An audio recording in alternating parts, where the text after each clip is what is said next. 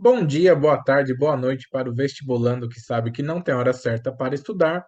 Se você caiu aqui de paraquedas, boa aterrissagem. Você está no canal Igor Sebin Redações, esse canalzinho aqui que tenta trazer um ótimo conteúdo para ajudar quem assistir a tirar uma ótima nota na sua redação do vestibular. Hoje eu quero falar com vocês sobre uma sériezinha que talvez vocês conheçam, né? Não é muito famosa assim, enfim, não sei se vocês vão conhecer, mas chama La Casa de Papel, mais uma abordagem aqui de cultura pop para usar na redação. Vou trazer três temas aqui, onde eu usei essas redações, esses, esse tema nas redações, e aí eu vou abordar La Casa de Papel nesses temas aqui, então bora começar. Desigualdade entre os gêneros. Para quem está chegando agora, três cores ali que são fundamentais na sua introdução: repertório sociocultural, contextualização e tese. Sua redação tem que ter isso. As notas máximas colocaram isso, eu costumo trabalhar assim, e você que quer tirar uma ótima nota vai trabalhar assim também. Então lembra dessas cores já: repertório sociocultural, contextualização e tese. Rosa, azul claro e cinza são as cores da sua introdução. Então vamos lá. A série espanhola La Casa de Papel aborda os problemas enfrentados pelo sexo feminino, tanto pelas mulheres do grupo de assaltantes quanto pela inspetora Raquel. Então já é tema de desigualdade entre os gêneros. Já peguei e coloquei esse exemplo de La Casa de Papel, que tem aquela famosa frase que já virou caneca, camiseta da Nairobi: que comece o matriarcado. Quem assistiu aí sabe que quando uma integrante feminina do grupo dos bandidos assume ali a liderança, o protagonismo do grupo ali de ladrões, aí ela coloca essa frase que reverberou aí pelo mundo, porque é bem simbólica, as mulheres assumindo o poder. Que comece o matriarcado. Quem já estudou sabe que nós vivemos numa sociedade patriarcal. O patriarcado indica a submissão das mulheres, a imposição das mulheres em papéis de serviços domésticos, não trabalha fora, e por aí por diante. Pesquise melhor porque eu sou melhor de redação do que de sociologia. A gente tenta aqui dar uma introdução para vocês, mas não tenho formação para falar assim com tanta propriedade do assunto, mas tem a ver com isso daí. Então, começou o matriarcado ali em algum momento. Isso daí significa empoderamento feminino. Então, mostra que se começou o matriarcado, é porque existia algo que era voltado mais para o domínio do sexo masculino. E aí eu contextualizo. Fora da ficção, infelizmente, esse cenário de desigualdade entre os gêneros é deveras comum e até mesmo normalizado por sua recorrência. Tanto que muitos caras falam que é mimimi, o famoso mimimi, uma palavra que não diz nada, mas ao mesmo tempo diz tudo, né? Então se diz que as mulheres estão de mimimi, que é aquela velha história, né? Pega exceção e transforma em regra. Ah, mas se a Dilma virou presidente, não existe machismo no Brasil? Se a Anitta é a maior artista do Brasil hoje, não existe machismo? Aí tenta se deturpar o negócio para pensar que não existe. E ele é tão comum que ele acaba sendo até normalizado. Muitas vezes eu vejo mulheres que acabam aderindo a esse pensamento machista. Então, sei lá, se a mulher foi tocada ali no transporte público é porque ela estava de saia, porque ela estava de decote, porque ela provocou. Eu já ouvi mulheres falando isso, infelizmente. Desse modo, nós percebemos que acaba acontecendo a normalização dessa desigualdade, a ponto de as próprias mulheres acharem que é assim mesmo, é isso mesmo, eu tenho que ser do lar. Quem aí conhece um casal que a mulher trabalha fora e o homem fica em casa? E que isso assim é normalzão, ninguém fala nada, ninguém comenta. Eu não vejo problema nenhum. Até torço muito para que minha esposa ganhe muito dinheiro no futuro, para que eu fique aqui só gravando vídeo no YouTube, tranquilão. Aí eu vou lá, boto os meninos na escola, faço o almoço. Eu não vejo o menor problema nisso. Mas muitas pessoas enxergam isso como sei lá, uma descaracterização de como uma relação entre homem e mulher deve ser. Dessa forma, você percebe como que já está enraizado na gente o papel do homem e o papel da mulher. O homem tem que prover para a família dele, tem que trabalhar e tem que sustentar. A mulher tem que parir os filhos e cuidar da prole. Esse é o princípio básico que se vende aí como o que é normal para um homem e uma mulher. E a gente percebe até preconceito do tipo, ah, o cara lá é mal pé rapado e a mulher dele trabalha fora e sustenta ele. Nossa, nossa, nunca vi mulher sustentando macho. Como se fosse um crime, um homem e uma mulher que se amam, a mulher ganha mais que o cara não trabalhar ou ter um emprego um pouco mais humilde, a mulher ter um emprego que ganha mais e toma frente nas contas de casa. Essa é a desigualdade entre os gêneros que funciona às vezes aí como uma maldição e uma bênção para os homens. E aí eu preciso fazer uma tese. Aí eu coloquei. Assim, aponta-se a herança cultural da supremacia masculina e o desdém às notórias contribuições femininas como as ferramentas de propagação dessa mazela. Então, eu preciso criar duas causas ou duas consequências para o tema que está sendo proposto, certo? É isso que compõe uma tese. Então, eu coloquei aqui, vi lá, desigualdade entre os gêneros. Eu acho que essa herança cultural de que o homem é superior é uma causa disso, e o desdém às notórias contribuições femininas também é outra causa disso. Por exemplo, quando se fala de guerra, as mulheres tiveram que contribuir muito para que países vencedores de guerra tivessem êxito. Isso daí abriu portas para as mulheres trabalharem em fábricas, as mulheres tiveram participação direta na área da saúde, na área da ciência até mesmo, mas você vê isso sendo assim colocado na primeira capa, primeira página do jornal, né, na capa, não se vê, porque sempre vai se tentando desdenhar do que as mulheres fizeram ao longo da história. Cientistas, né? Você fala muito de Albert Einstein, de Isaac Newton e da Marie Curie, que eu não sei como pronuncia o nome dela direito. Pode ser Marie Curie. Ela ganhou o prêmio Nobel, né? Se eu não estiver errado. E aí? Teve até um tema recente da contribuição do tema das mulheres, porque você precisa chegar e falar. Ah, uma mulher fez alguma coisa, viu, gente? Ó, sabe o Wi-Fi que você está usando? Então, deixa eu te contar um negócio, machista. É, então. Nossa, sério? Foi uma mulher? É, mulher.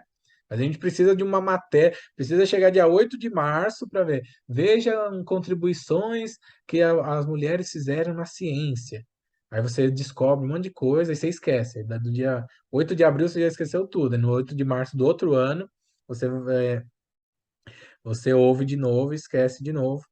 As mulheres são muito importantes, as mulheres dão a vida para a gente, pela gente. Então, parem de desdenhar das contribuições femininas para que a gente chegasse hoje no mundo que a gente tem, principalmente nas coisas positivas, né, gente? Porque nas coisas negativas a maioria está na conta dos homens mesmo. Mas nas as positivas tem muita contribuição feminina, então parem de desvalorizar as mulheres. Então, assim eu teria minha tese, herança cultural da supremacia masculina, desdém às contribuições femininas, e eu ir desenvolvendo o desenvolvimento um e 2, que são o segundo e terceiro parágrafos da sua redação, certo? Próximo tema. Os efeitos das crises econômicas. Aí eu vou lá. La Casa de Papel, produção da Netflix, mostra, através de flashbacks, o passado dos assaltantes, visando retratar os contextos vulneráveis em que os mesmos viviam e contribuíram para que esses se tornassem criminosos. Mais uma vez, vamos lá para que não haja nenhum cancelamento contra a minha pessoa. De novo, não estou aqui passando pano para bandido, falando, nossa, então quer dizer, se for pobre, pode roubar o banco lá que não tem problema. Não estou dizendo isso. Só estou dizendo que a série retratou que o contexto vulnerável em que esses personagens viviam antes do roubo contribuíram para o tal roubo. Porque olha o tema, efeito da crise econômica. Crise econômica gera pobreza, a pobreza gera uma reação. Vamos contextualizar, vamos trazer para o mundinho real. Nessa conjuntura, a preocupação com o constante cenário de crises econômicas aumenta porque passa a se imaginar quanto tempo as pessoas se comportarão antes de se rebelarem como o grupo de ladrões da série. Então, viu lá o que eu fiz? Joguei a série, falei, olha, Preocupação constante com o cenário aqui também, viu? Lá na Espanha, no mundo de La Casa de Papel, acontece isso. E aqui, nesse mundinho aqui de Igor Sebin também, viu? Quanto tempo as pessoas vão se comportar sofrendo efeito de crise econômica, atrás efeito de crise econômica e outra crise? A gente termina uma crise e vem outra crise, né? Parece meus pais quando eles financiavam carro, quando eu era criança, assim, adolescente, eles viviam de boleto em boleto. Então, quitava o carro em agosto, eu falava, nossa, mãe, finalmente, né, quitou. Ela, mas esse carro já ficou velho, né, filho? 4 anos pagando esse carro já tá passado. Vamos lá. Aí em setembro, pum, começava um novo boleto. Aí ia lá, mais 4, 5 anos pagando. Aí chegava no último boleto, no último carnezinho ali, né? Quitou o carro. Ô, mãe, agora terminou de quitar. Ai, mas agora tá velho, né, filho? Nem se usa, nem se dirige mais com gol quadrado. Agora tem que ser gol bolinha. Trocava o gol quadrado pelo bolinha. E aí, essa era a saga dos meus pais comprando carro. E aí parece que a nossa vida com crise econômica aqui no Brasil é essa, né? A gente sai de uma crise, vem alguém meio que dá uma consertada e depois alguém causa outra crise. E é crise sem fim, e aí a gente fica pensando, até quando a maior parte da população vai aceitar viver nas condições que vive? Pode-se haver grandes problemas, né? Vamos lá. Então, vou fazer minha tese. Logo, o equilíbrio financeiro das nações é primordial para evitar revoltas populares e o fim do contrato social estipulado em eras de bonança. Então, vamos por partes. Novamente, eu venho aqui e falo das revoltas populares, e aí eu desenvolveria, no meu segundo parágrafo, a atitudes que foram tomadas por pessoas nessa situação de vulnerabilidade econômica, como que isso daí acaba impulsionando as pessoas ao crime, e depois eu viria com esse fim do contrato social. Quem estudou sociologia aí, depois eu vou trazer para vocês aí o tal do contrato social bonitinho. Que foi estipulado em eras de bonança, que quando tá tudo bem, todo mundo aceita jogar pelas regras do jogo, né? Ah, essas são as regras? Beleza. E aí, quando o negócio não tá tão bom, aí fala, então, mas que não tá funcionando bem para mim, sabe? Essa questão de regra, assim, esse negócio de não respeitar o outro e não poder roubar o outro, não poder invadir a casa do outro. Aí para mim já não tá funcionando legal, eu vou dar uma reincindida nesse contrato social aqui, tá, galera? Então, acontece isso. Se as pessoas estão lá muito pobres, estão lá passando fome, pode ver. No Brasil, a gente tem aquela coisa, né, que fala do jeitinho brasileiro e tal, mas a prova que o brasileiro é honesto foi essa pandemia. Não teve um arrastão em mercado, gente. Vocês pararam para pensar nisso? Que as pessoas passaram uma baita de uma dificuldade e não teve. Eu não vi nenhuma notícia. Se alguém tiver aí, bota aí nos comentários, que eu confesso que eu não vi nenhum lugar que tenha acontecido um arrastão, sabe? Porque você imagina, as pessoas vão para trás do açougue pegar o osso, para roer o osso lá, para tentar pegar um tiquinho de carne, mas não houve. E isso é ótimo, tá? Não senti falta desse tipo de acontecimento, mas eu só estou mostrando que como o brasileiro diz aí que o brasileiro é malandro, isso e aquilo, mas vendo essa parte de pobreza que se tem, insegurança alimentar, era para ter muito mais crime do que tem, principalmente de roubo, de furto. Mas enfim, desse modo, eu colocaria essa tese para esse tema aí dos efeitos das crises econômicas. Se o equilíbrio financeiro das nações não for alcançado, poderia haver revoltas populares e o fim do contrato social estipulado. Mais um tema aí enquadrando La Casa de Papel. Tortura de prisioneiros. Daí também é um tema quente, hein, gente? Pode cair a qualquer momento. Um dia vai cair, tenho certeza. Até o fim da minha vida eu vou ver esse tema no Enem. Ou em outro vestibular aí, concurso público. Na terceira temporada de La Casa de Papel, Rio, integrante do grupo de ladrões do professor, é preso e torturado em uma tentativa policial de tentar retirar à força algumas informações dele. Fora da ficção, essas ações de tortura são cotidianas, porque os agentes envolvidos no âmbito prisional não possuem respeito pelos direitos dos detentos. Tal perspectiva é oriunda da, aí vem a minha tese, desumanização dos transgressores da lei, naquele ambiente inóspito, e da sede individual de justiça dos indivíduos designados para zelar pelo bem-estar dos prisioneiros. Então vamos lá por partes. Aí eu para dar uma celeridade aqui, vocês sabem, né?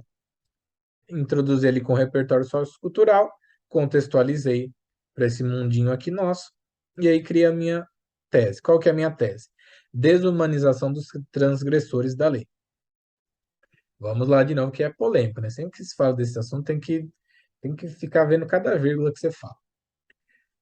Hoje, no Brasil, não há presente na Constituição Federal a pena de morte, nem a prisão perpétua e nem a tortura. Então, seguindo a Carta Magna, que é o nosso instrumento jurídico máximo, os presos devem ser tratados de forma humana. Então, direitos humanos, aquela frase direitos humanos para humanos direitos, dentro da nossa Constituição, todos os seres humanos são humanos direitos e todos então merecem o seu lugarzinho ali nos direitos humanos. Só que a gente nota que é uma desumanização.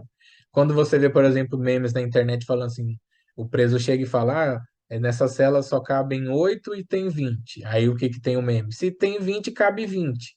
E as pessoas dentro daquela cela vivem em situação deplorável, porque o que que acontece? A prisão, ela tem que ser uma privação de liberdade. Essa é a punição que foi estipulada pelo nosso regimento jurídico aqui. Então, quando você comete um crime, você é privado da sua liberdade, você é privado do convívio social. Então, o Igor foi lá, roubou a coisa de alguém, ele vai para a cadeia e ele não vai poder conviver com a família dele. No Natal, ele não vai estar lá com a família dele. No dia do aniversário da esposa dele, ele não vai poder passar com a esposa. Eu estou sendo privado da minha liberdade. Só que eu não posso ser privado dos meus outros direitos constantes na Constituição Federal. Pegou a visão?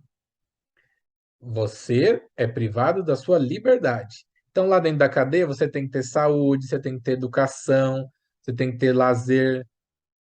Ah, você vai falar, pô, mas não tem nem aqui fora. Aí você está defendendo. Não, gente, não estou defendendo nada. Aqui eu estou fazendo redação. E estou dizendo que, segundo a Constituição Federal, todos os presos têm direito a isso. E aí, na minha tese, eu coloco que ele é desumanizado, porque como ele cometeu um crime e a gente não cometeu, a gente se julga superior e aí a gente desumaniza. Fala, se eu, Igor, sou um ser humano pela minha honestidade, o desonesto não é ser humano. Aquele ladrão, aquele assassino, ele não é humano, ele é outra espécie, então ele pode sofrer qualquer coisa ali, inclusive tortura, vai comer. E tortura, às vezes a gente enquadra a tortura só naquela questão de agressão. Mas estar numa cela que cabem 8 com 20 é tortura, comer comida azeda é tortura, não ter ali o acesso à saúde, à educação é tortura. Tudo isso daí acaba sendo um quadro de tortura, em menor e maior grau, mas acaba sendo um pouquinho de tortura, sim.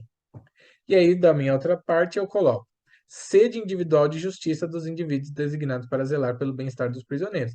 Muitas vezes, quem trabalha ali no sistema prisional, ele tem essa visão de desumanização e ele tem uma sede individual de justiça.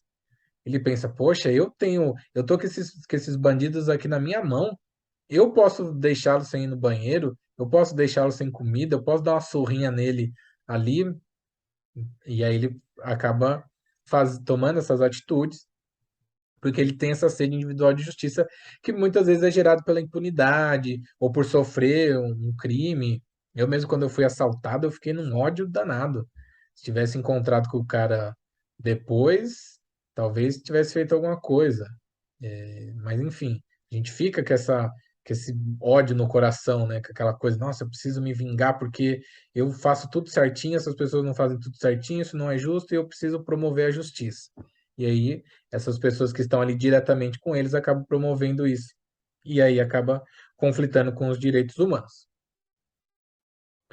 Queria lembrar vocês que no dia 3 de agosto começa o projeto 100 em 100. O que é o projeto 100 em 100, Igor? O primeiro vídeo que eu estou vendo seu. Projeto 100 em 100 vão ser 100 redações postadas aqui, com início no dia 3 de agosto e término no dia 12 de novembro, que é um dia antes do Enem. 100 redações de 100 temas diferentes, todas feitas por mim. É uma tentativa aí de acertar o tema, uma tentativa de trazer para vocês repertórios e uma redação completinha, começo, meio e fim, de como eu faria sobre esses temas, para que vocês possam chegar lá no dia com mais bagagem, com um melhor preparo para desenvolver esses temas que eu vou abordar aqui. Então, coloque na sua agenda, já se inscreve, se prepara, que no dia 3 de agosto a gente começa uma maratona de 100 redações até o dia do Enem. Para terminar, como sempre gosto de falar, a interação de vocês é muito importante. Se você não gostou, você tem todo o direito de se expressar, desde que você não passe dos limites. Coloque aí o que você não gostou, o que pode ser melhorado. Se você gostou, dá um joinha aí para dar uma moral para nós. Se inscreve, salva o vídeo para ver novamente depois. Dá uma prestada de atenção nos links importantes que estão na descrição. E não se esqueça que a Cecília Meirelles disse o quê? Que há mil maneiras de se colaborar na obra da educação. Há terreno para todas as vocações.